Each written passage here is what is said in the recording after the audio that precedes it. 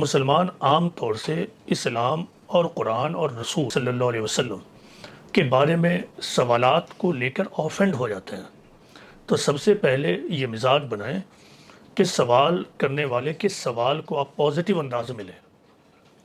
اگر آپ کو یہ لگتا ہے کہ وہ سوال کرنے والا پروپیگنڈے کا حصہ ہے، پروپیگنڈسٹ کی مہم میں شامل ہے، تب بھی آپ اس کے سوال کو بہت ہی پازیٹیو انداز میں لیں اور اس کے ساتھ سمپیتھی اور ہمدردی کے ساتھ رویہ اختیار کریں، کبھی نگیٹو نہ ہو۔ یہ پہلا طریقہ ہے۔ دوسرا کام یہ ہے کہ اگر آپ کے پاس جواب ہے، اور یہ آپ کو معلوم ہونا چاہیے کہ اس کا جواب ہے یا نہیں ہے، اگر جواب ہے تو آپ جواب دیجئے، ورنہ آپ خاموش رہ جائیے اور پھر اس کو کہیے کہ اس کا جو بہتر جواب ہوگا اور صحیح جواب میں تم کو پرووائڈ کرنے کی کوشش کروں گا۔